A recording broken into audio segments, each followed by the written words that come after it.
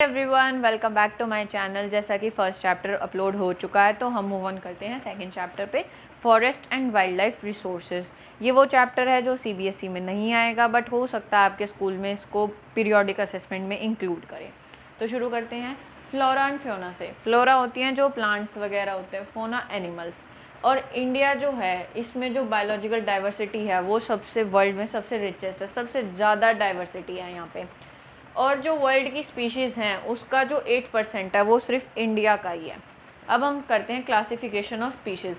ये जो क्लासिफिकेशन है ये IUCN ने दी हुई है। IUCN मतलब international union for conservation of nature and natural resources. अब इन्होंने ये 6 स्पीशीज़ डिफाइन की हुई हैं। फर्स्ट से स्टार्ट करते हैं। नॉर्मल स्पीशीज़, ये वो स्पीशीज़ होती है जिनका जो पॉपुलेशन लेवल है वो नॉर्मल है, मतलब हमें नॉर्मली कहीं भी मिल सकते हैं, जैसे कि कैटल्स हैं, पाइन हैं, रोडेंट्स एक्सेट्रा।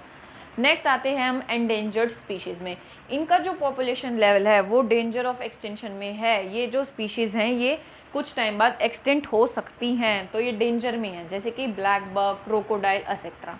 अब नेक्स्ट पे आते हैं हम वल्नरेबल स्पीशीज़। ये वो स्पीशीज़ हैं जिनकी जो पॉपुलेशन है वो डिक्लाइन होती जा रही हैं। ये कुछ टाइम बाद एंडेंजर स्पीशीज़ में मूव हो सकती हैं, जैसे कि blue ship, Asiatic elephant etcetera.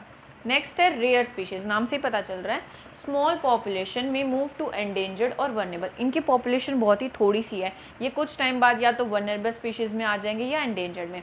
For example wild Asiatic buffalo, desert fox etcetera. Next हम आते हैं एंडेमिक स्पीशीज़ पे।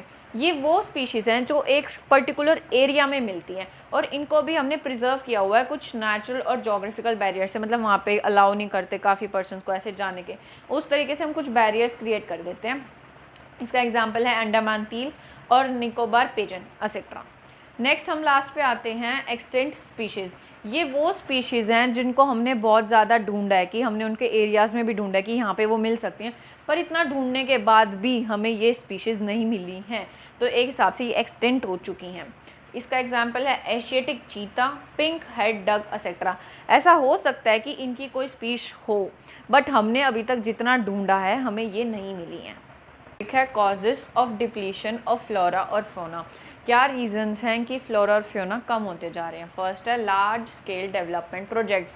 हम डेवलपमेंट और टेक्नोलॉजी में इतने घुसे हुए हैं कि हम फ्लोरा फ्योना और हमारे एनवायरनमेंट पे ध्यान ही नहीं दे रहे। इतने प्रोजेक्ट शुरू हो रहे हैं कि फॉरेस्ट को कट कर करके वहाँ पे अपनी फैक्ट्रीज वगैरह ओपन की जा रही हैं।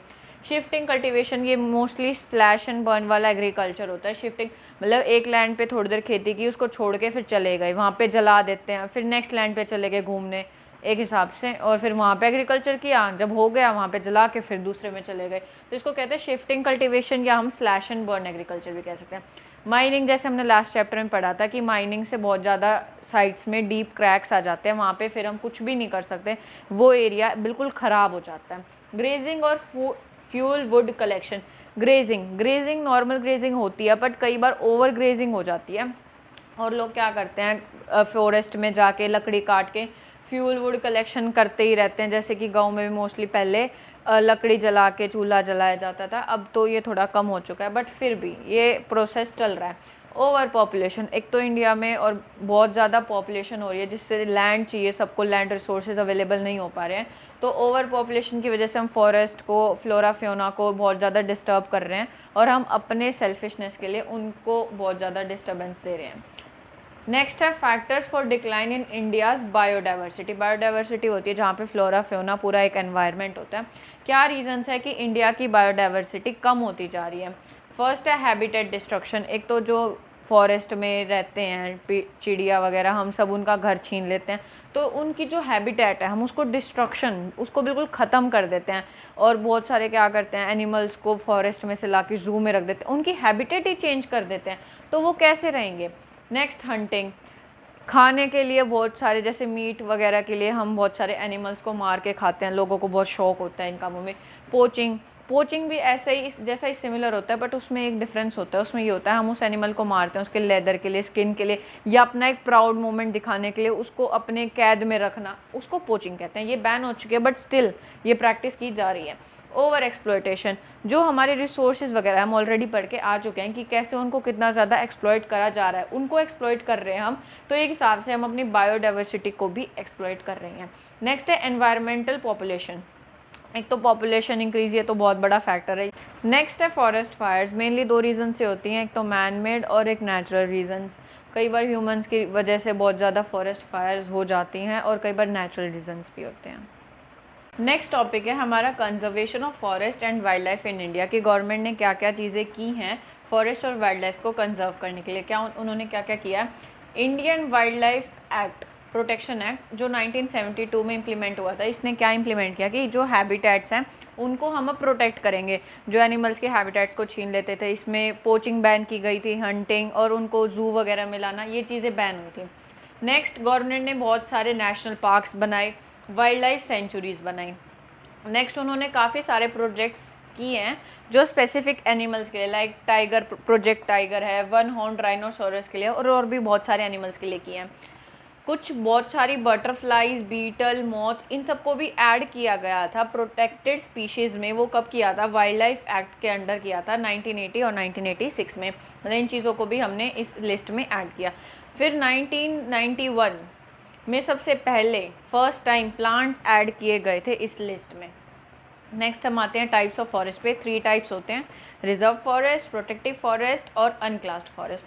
रिजर्व फॉरेस्ट वो होते हैं, ये बहुत ज़्यादा ज़रूरी है कंजर्वेशन ऑफ फॉरेस्ट और वाइल्ड लाइफ रिसोर्सेज के लिए, क्योंकि इनको रिजर्व कर दिया गया है, यहाँ पे कोई और काम नहीं कर सकता है, गवर्नमेंट के अंडर है। प्रोटेक्टेड फॉरेस्ट वो होते हैं जिनको प्रोटेक्ट कर दिया गया है कि इनमें अब फ्यूचर डिप्लीशन नहीं होएगा, अब इनमें कोई फ्यूचर डेवलपमेंट के लिए हम इनको यूज़ नहीं कर रहे हैं। नेक्स्ट होते हैं अनक्लास्ड फॉरेस्ट, मतलब इनका हमें कुछ नहीं पता होता कि ये वेस्ट लैंड्स हैं या दूसरे फॉरेस्ट मान सकते हैं हम इन्हें, ये गवर्नमेंट को बिलोंग करते हैं या कोई प्राइवेट इंडिविजुअल इन्हें खरीद सकता है या कोई प्राइवेट कम्युनिटी इन्हें खरीद सकती है। सो द लास्ट टॉपिक है हमारा कम्युनिटी एंड कंजर्वेशन, कि जो कम्युनिटी के पीपल थे उनका क्या रोल रहा conservation of forest and wild life में। तो सबसे बड़ा था, एक तो जैसे ट्राइबल कम्युनिटीज़, वो फॉरेस्ट में ही रहती थी, तो वो बहुत ज़्यादा स्ट्रगल कर रही थी गवर्नमेंट को भी मनाने के लिए कि भाई हमें यहीं रहना है, हमें यहाँ से बाहर नहीं जाना। वो इसलिए स्ट्रगल कर रही थी ताकि वो अपना सिक्योर कर सके लॉन्ग टर्म लाइवलीहुड वहाँ पे फॉरेस्ट में। नेक्स्ट हम देख सकते हैं सरिस्का टाइगर रिजर्व राजस्थान, ये राजस्थान में है। तो वहाँ पे जो विलेजर्स थे उन्होंने काफ़ी ज़्यादा मतलब बातचीत वगैरह की, थोड़ी फाइट भी की ताकि वहाँ पे माइनिंग बंद हो जाए, और वो उन्होंने वाइल्ड लाइफ प्रोटेक्शन एक्ट के थ्रू की थी। सो नेक्स्ट है हमारा चिपको मूवमेंट, जिससे हर कोई वाकिफ़ है। वहाँ पे जब पेड़ काटने आए थे तो वहाँ पे लेडीज़ और गाँव के लोगों ने ट्रीज़ को हक कर लिया था, फिर उन्होंने काटा नहीं उनको। इससे क्या हेल्प हुई थी? डिफॉरेस्टेशन, क्योंकि वो वहाँ पे काटने वाले थे तो काफ़ी ज़्यादा डिफॉरेस्टेशन कम हो गई। फार्मर्स एंड सिटीजन्स ग्रुप बीच बचाओ आंदोलन, ये एक आंदोलन है, ये शुरू किया गया था। ये तब इसलिए शुरू किया गया कि जैसे कि बहुत ज़्यादा केमिकल यूज़ करने से सॉइल ख़राब हो जाती है, उससे सॉइल डिग्रेड होती है, हमने पिछले चैप्टर में पढ़ा है। तो उन्होंने ऐसा मतलब प्रूव करके दिखाया कि विदाउट सिंथेटिक फाइबर्स या विदाउट केमिकल्स वो कैसे अच्छी क्रॉप उगा सकते हैं। तो ये भी काफ़ी बड़ा आंदोलन था। Next JFM, joint forest management, ये इंट्रोड्यूस हुआ था 1988 में और ये ओडिशा में हुआ था। इसमें मेनली क्या हुआ था, जो इन्होंने मैनेज किया था, जो डिग्रेडेड फॉरेस्ट थे उनको वापस रीस्टोर कराया गया था और उनको मैनेज करना शुरू किया गया था। सो यहाँ पे हमारा चैप्टर फिनिश होता है। So thank you for watching, do subscribe the channel and see you in the next video.